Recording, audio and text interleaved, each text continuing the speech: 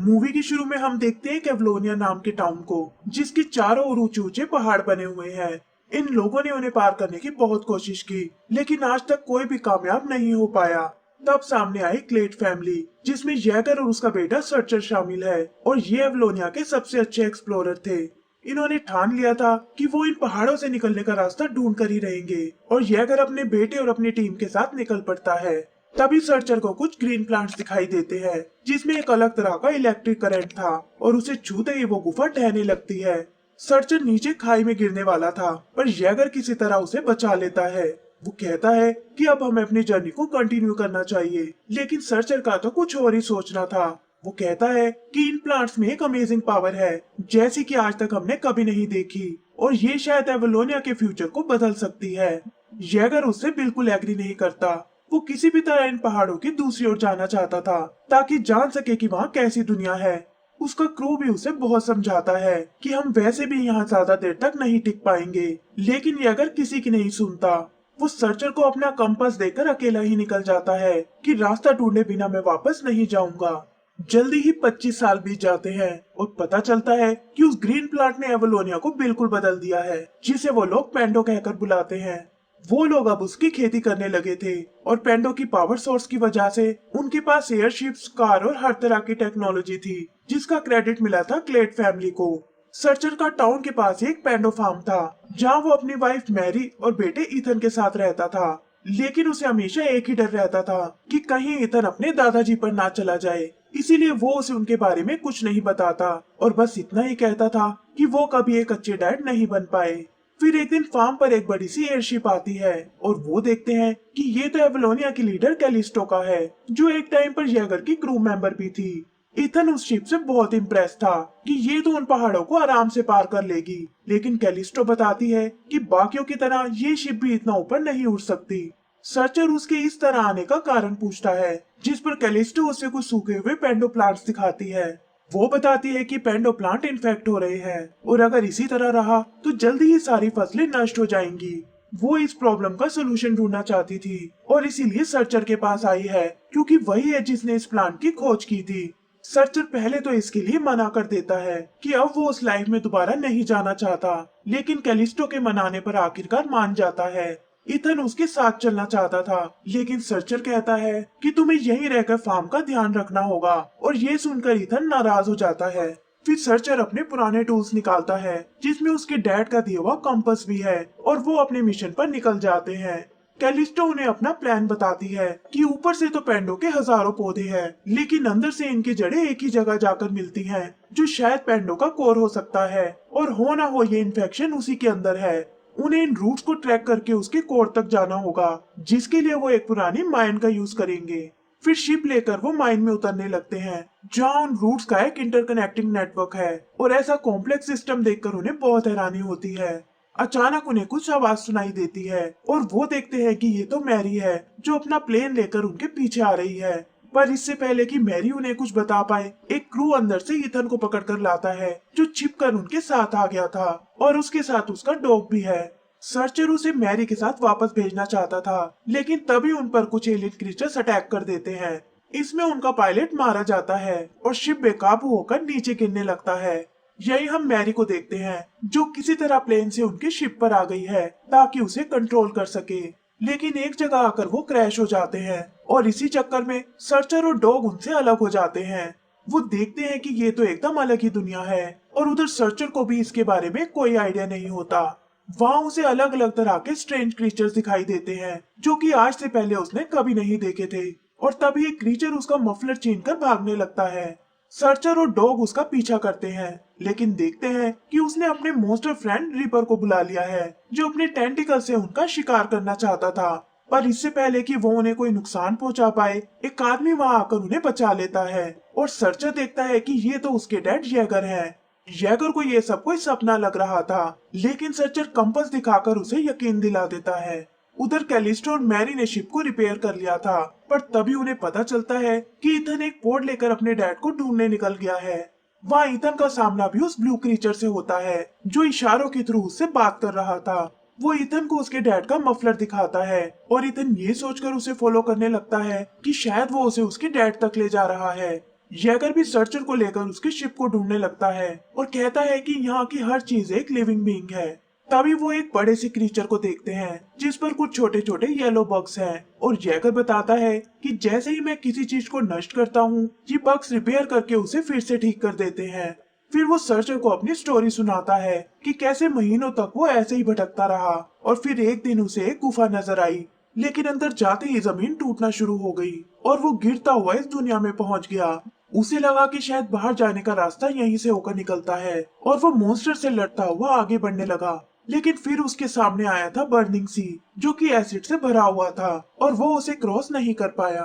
पर अब उसकी उम्मीद फिर से जाग चुकी थी क्योंकि सर्चर का शिप उस बर्निंग सी को आराम से पार कर लेगा। इस पर सर्चर कहता है कि हम यहाँ पेंडो को क्योर करने आए हैं, ना कि आपके पागलपन को पूरा करने। और मैं तो कहता हूँ कि आपको भी हमारे साथ वापस चलना चाहिए। तभी उन्हें ईथन का एक गेम कार्ड मिलता है और सर्चर बताता है कि यह आपके ग्रैंडसन का है। जैगर को ये सुनकर बहुत खुशी होती है, पर वो कहता है कि उसे इस जगह पर अकेला नहीं होना चाहिए था और वो दोनों उसे ढूंढने निकल पड़ते हैं। वहीं वो ब्लू क्रीचर ईथन को उन रीपर्स के पास लेकर आता है ताकि वो उसका शिकार कर सके, लेकिन देखता है कि ईथन तो पास ही पड़े एक क्रेट से पेंडो को इकट्ठा कर रहा है जो उनके शिप से नीचे गिर गई थी। यहाँ पेंडो को छूते ही उस क्रीचर को एक शॉक लगता है जिससे उसे बहुत तकलीफ होती है और ईथन उसके घाव पर एक कपड़ा बांध देता है। तभी वो रीपर्स उसका शिकार करने आते हैं और ब्लू क्रीचर चाहकर भी उन्हें नहीं रोक पाता। ऐसा लगता है जैसे वो ईथन को मार डालेंगे, पर तभी जैकर वहां आकर उसे बचा लेता है और अपने डैड से उसे पता चलता है कि ये असल में उसके दादाजी हैं। यही वो कुछ दूसरे फ्लाइंग क्रीचर्स को देखते हैं जिन्होंने वहाँ एक ब्रिज बनाया हुआ है और वो उस पर चढ़कर भागने लगते हैं।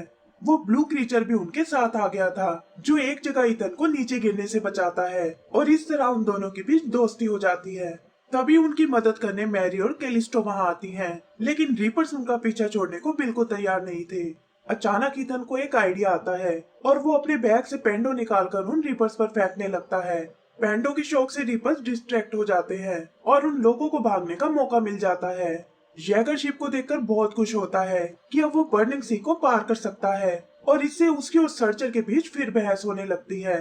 कैलिस्टो उन्हें शांत करने के लिए एक ऑफर देती है कि पहले हम पेंडो को बचाएंगे और फिर जैगर चाहे तो शिप को अपने मिशन के लिए यूज कर सकता है। फिर आगे वो सब कोर की ओर जाने लगते हैं जिसके लिए उन्हें बर्निंग सी को पार करना होगा। मैरी को लगता है कि शिप इसके ऊपर से नहीं निकल पाएगा और उन्हें इस प्लान को कैंसिल कर देना चाहिए। पर तभी वो सब उस ब्लू क्रीचर को देखते हैं जो एसिड से निकले कुछ दूसरे क्रीचर से बात कर रहा है। वो क्रीचर उसकी प्रॉब्लम समझ जाते हैं और हम देखते हैं कि उन्होंने मिलकर शिप को ऊपर उठा लिया है जिससे वो सेफली एसिड सी को क्रॉस कर जाते हैं। ये ईथन अपने दादाजी के साथ खूब एंजॉय कर रहा था और ये देखकर सर्चर को चिंता होने लगती है। ईथन भी उनकी लड़ाई से तंग आ चुका था और कहता है कि आप दोनों दुनिया के सबसे बुरे डैड हो। उन दोनों को भी अपनी गलती का एहसास हो जाता है और वो एक दूसरे से अपनी फीलिंग्स शेयर करने लगते हैं। सर्चर उन्हें अपने साथ वापस चलने को बोलता है, पर जैगर कहता है कि शायद वो अपने मिशन के लिए कुछ ज्यादा ही इमोशनल हो गया था, लेकिन अब इन बातों के लिए बहुत देर हो चुकी है। इथन और उसकी मॉम भी उन्हें बातें करते थे बहुत खुश होते हैं कि शायद इससे उनके बीच की गलतफहमी दूर हो जाए। फिर जल्दी ही वो कोर के करीब पहुंच जाते हैं और सर्चर नोटिस करता है कि यहाँ तो पेंडो की रूट्स बहुत ही स्ट्रॉन्ग है, जैसे कि उसमें कोई इन्फेक्शन ही ना हो। तभी एक क्रू मेंबर आकर बताती है कि रीपर और कुछ फ्लाइंग मोस्टर उन पर अटैक करने आ रहे हैं। वो शिप को तेजी से आगे की ओर ले जाने लगते हैं और यहाँ उन्हें पता चलता है कि उन क्रीचर्स का निशाना तो कुछ और ही है और वो तो असल में पेंडो की कोर की ओर जा रहे हैं। वो क्रीचर्स कोर पर अटैक करने लगते हैं और सर्चर समझ जाता है कि यही पेंडो के कमजोर होने का कारण है। पेंडो में असल में कोई इन्फेक्शन नहीं है, वो तो अपनी एनर्जी इन क्रीचर से बचने के लिए यूज कर रहा है और इसीलिए हमारे प्लांट्स कमजोर हो रहे थे। वो इस लड़ाई में पेंडो की मदद करने का प्लान करते हैं। सर्चर पेंडो की मदद से एक पाउडर तैयार करता है और जैसे ही वो उसे क्रीचर्स पर डालते हैं उसके इलेक्ट्रिक शॉक से वो मरने लगते हैं। वो पेंडो की मदद से और वेपन्स बनाते हैं ताकि इन क्रीचर्स को हमेशा के लिए खत्म कर सके।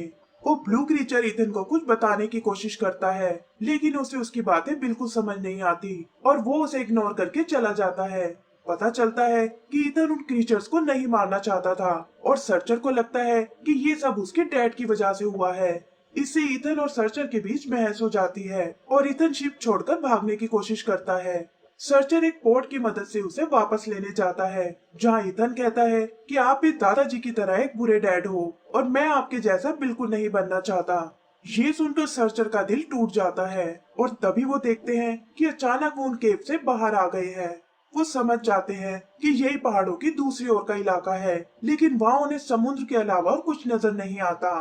तभी एक जोर की आवाज आती है और वो देखते हैं कि आइलैंड पर एक आंख निकल आई है। इथन समझ जाता है कि ये कोई बहुत बड़ा जानवर है और इतने टाइम से उनका टाउन इसके ऊपर बसा हुआ था।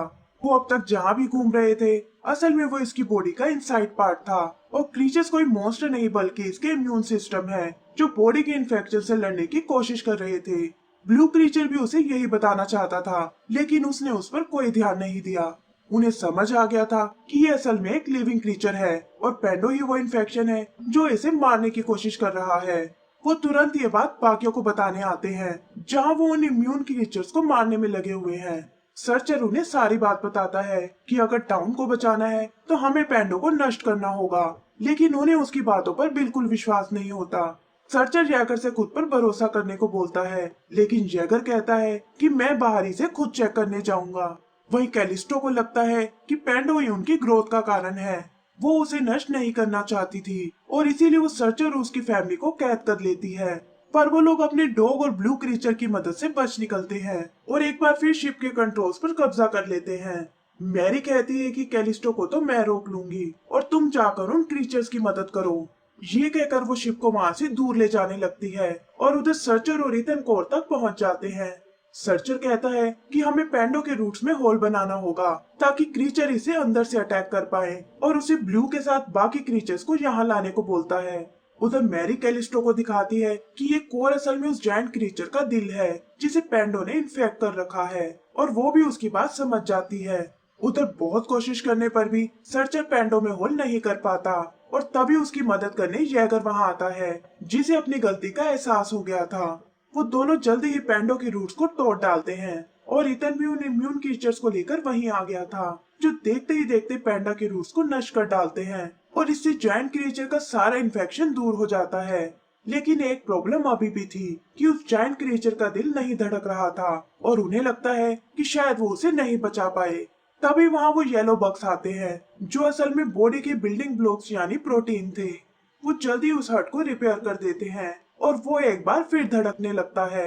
तभी वो उन फ्लाइंग क्रीचर्स को देखते हैं और समझ आता है कि वो असल में उसका ब्लड फ्लो था, जो एक बार फिर नॉर्मल हो गया है।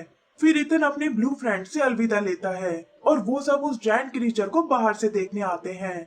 सर्चर और जैगर का रिलेशन भी नॉर्मल हो गया था और जैगर एक बार फिर अपनी फैमिली को पाकर बहुत खुश होता है। आगे का सीन 1 साल बाद का है, जहां पता चलता है कि एवलोनिया को एक नया पावर सोर्स मिल गया है, जो है विंटर बाइन्स, और अब पेंडो की जगह पर नॉर्मल वेजिटेबल्स उगाने लगे थे।